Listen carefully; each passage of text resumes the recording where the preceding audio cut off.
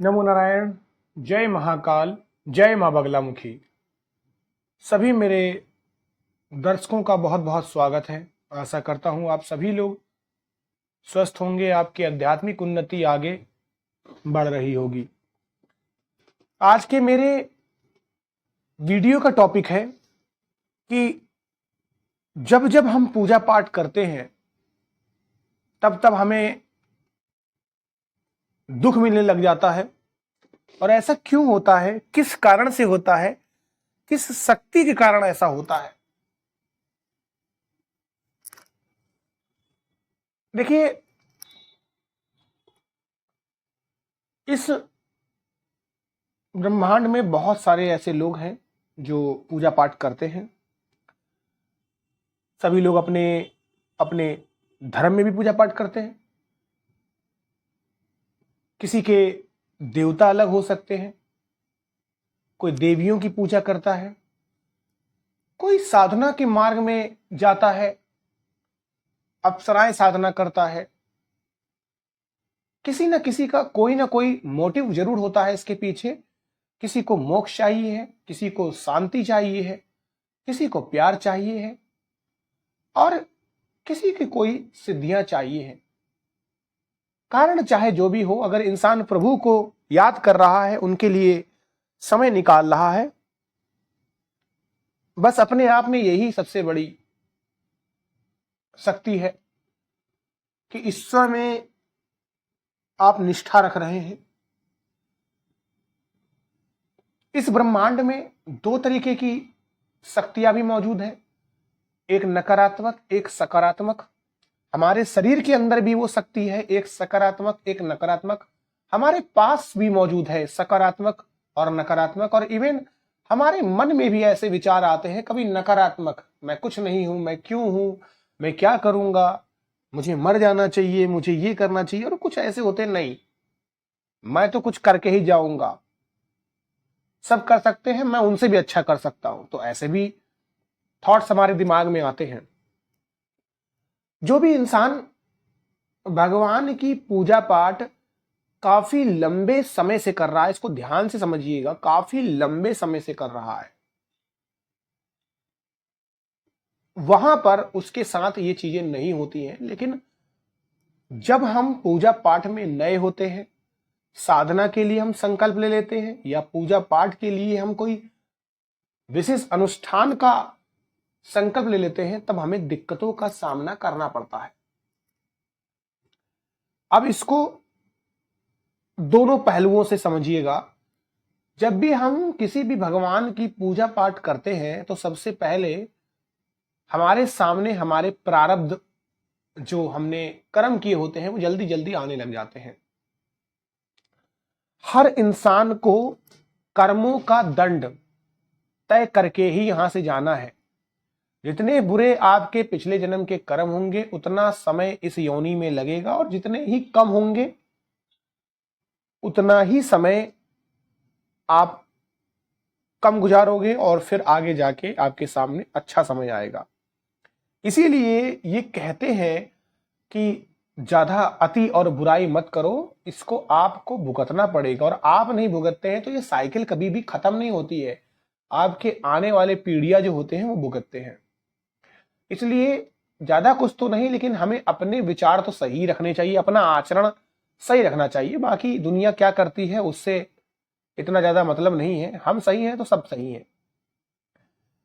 अब हम जैसे ही ईश्वर की पूजा पाठ भक्ति करते हैं, उस मार्ग में चलते हैं, ईश्वर से हम सहायता के लिए गुहार लगाते हैं, तब होता क्या है कि जब भी हम गुहार लगाते हैं सहायता के लिए, उस समय आप ईश्वर की शरण में आ गए, आप सुपर नेचुरल पावर की शरण में आ गए, आप परम ब्रह्म की शरण में आ गए।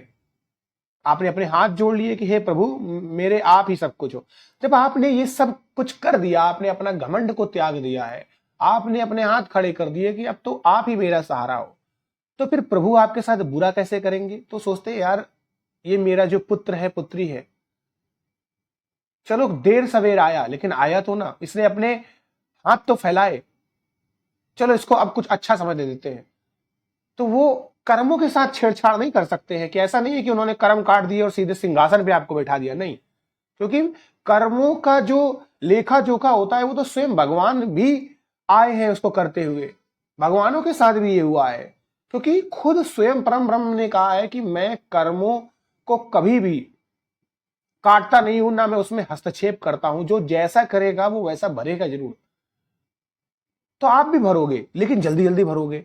तो जैसे ही आपके सामने ये कर्म आते हैं तो आपको लगता है कि मेरे साथ अब गलत हो रहा है, बुरा हो रहा है। लेकिन ऐसा नहीं है, ऐसा नहीं है, ऐसा बिल्कुल भी नहीं है। ये आपके जल्दी जल्दी कर्म कट रहे ताकि आपको एक नई उजाले की रोशनी दिखाई पड़े, एक नया सवेरा आपके सामने आए। अब इसमें दूसरा एक और पहलू है कि जब ये कर्म जल्दी जल्दी करते हैं तो आपके अंदर, आपके आसपास, आपके मन में और आपके घर में कोई बुरी शक्ति बैठी होती, जैसे भूत प्रेत, तो वो आपके दिमाग में हावी होने की कोशिश करती है कि छोड़ दो, ये सब बेकार है, सब अनर्थ है। बस यहीं पर आपके पेशेंस यानी धैर्य को चेक किया जाता है, परखा जाता है इसे। अगर आप बुरे समय में भी ईश्वर का दामन नहीं छोड़ते हैं तो यकीन मान के चलिए प्रभु भी आपका हाथ पकड़ के ही रखेंगे। तो यहां पर बात आती है, अब वो बुरी शक्ति छटपटा रही है कि अगर ये पूजा पाठ करता रहा, ये शुद्ध हो गया, ये एक साधक बन गया, इसे सिद्धि मिल गई, इसके आसपास कवच बन गया, इसका ऑरा मजबूत हो गया, इसका हृदय मजबूत हो गया, फिर तो ये मुझे रहने ही नहीं देगा। क्योंकि गंदी जो चीजें होती है, निगेटिव, वो तो मलिच जगहों में रहती है ना, उनका काम ही है कि नकारात्मक जगहों में रहना। तो आप तो उस जगह को पवित्र कर डालोगे तो वो आपके दिमाग से छेड़खानी करेगी, क्योंकि उसका कोई शरीर तो है नहीं, वायु तत्व है उसका, एक ही उसके अंदर धातु है, पंच तत्वों में से एक ही चीज से वो बनी है। तो वो आपके दिमाग के साथ खेलेगी, आपके तरंगों के साथ खेलेगी।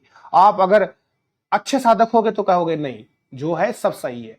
लेकिन अगर आपके अंदर जरा सी भी कुछ गड़बड़ हुई तो आप सोचोगे छोड़ देता हूं। बस यही से वो शक्ति फिर से हावी हो जाती है और आप जहां से चले थे फिर वहीं आ जाते हैं, फिर आपके साथ फिर से बुरा होने लग जाता है। अच्छा, उसमें एक और पॉइंट है, आपके घर के कुछ पूर्वज हैं जिनके कर्म बुरे थे, या दूसरों के द्वारा कोई ऐसी शक्ति भेजी गई जिसके कर्म बुरे थे, वो आपके घर में आया हुआ है। उसको ज्ञान भी है कि मैं यहां ठहर नहीं पाऊंगा, मेरा उद्धार होना है, यहां पर बहुत पूजा पाठ करने वाला इंसान है, इसके द्वारा मैं अपना उद्धार कर लूंगा। तो आपके घर में बैठा रहेगा, तो वो आपको जानबूझ के परेशान करेगा, आपको जानबूझ के परेशान करेगा।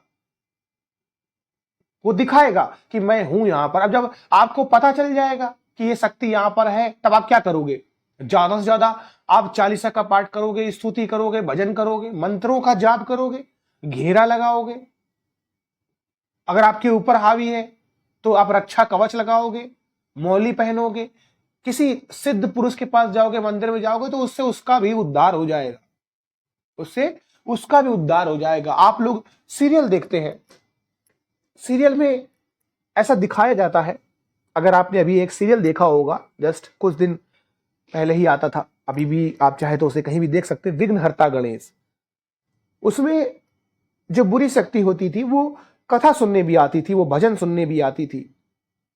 क्योंकि जो बुरी शक्ति होती है वो एक बार में नहीं हटती है कि उसने एक बार में कथा सुनी और वो चली गई, नहीं। उसके कर्म इतने ज्यादा बुरे थे कि उसको कई बार अपनी आत्मा को शुद्ध होना पड़ेगा। लेकिन जब वो शक्ति भजन को, स्तुति को, मंत्रों को सुनती है तो उसके अंदर धीरे धीरे विचार परिवर्तन होता है। आपके विचारों को छेड़खानी करा तो उसके भी विचार है, वो विचार बदल रहे हैं, तो धीरे धीरे धीरे फिर वो सही होने लग जाती है और उसको मोक्ष की प्राप्ति हो जाती है। तो ये बुरी शक्ति भी आपके साथ करवाती है। तो एक बुरी शक्ति होती है जो मोक्ष चाहती है, एक बुरी शक्ति होती है जो छटपटा रही है, जिसने डेरा लगाया हुआ, जिसका काम है कि आपको करके रखे, और तीसरा होती है आपके बुरे कर्म, और चौथा आप स्वयं भी एक बुरी शक्ति होते हैं, क्योंकि आपको आदत पड़ गई है अच्छे से देर तक जगना, देर तक सोना, कंफर्ट में जीना, टाइम पास करना, सोशल मीडिया में। तो ये क्या है? ये कंफर्ट है जिसको हर कोई छोड़ नहीं पाता है, और जो इसको छोड़ गया वो आगे बढ़ जाता है। ये कंफर्ट होता है, कंफर्ट लेवल से कोई भी जल्दी नहीं निकलता है। भाई किसी को भी अगर आप कंफर्ट दे दोगे तो वो क्यों उससे बाहर निकलेगा? तो ये सारी चीजें होती है जो हमारे अंदर होती है, ये शक्ति होती है जो भूत प्रेत जो आपको मना करती है। आशा करता हूं मेरा आज का ये वीडियो आपको पसंद आया होगा। जिन लोगों को भी पसंद आया है इस वीडियो को लाइक और शेयर जरूर करें। साथ ही साथ बेल आइकन नोटिफिकेशन को भी दबाएं ताकि नेक्स्ट वीडियो का नोटिफिकेशन आपको मिलता रहे। अभी के लिए आप सभी लोग स्वस्थ रहे, खुश रहे और आपकी आध्यात्मिक उन्नति आगे बढ़ती रहे। नमो नारायण, जय महाकाल, जय बाबा बगलामुखी।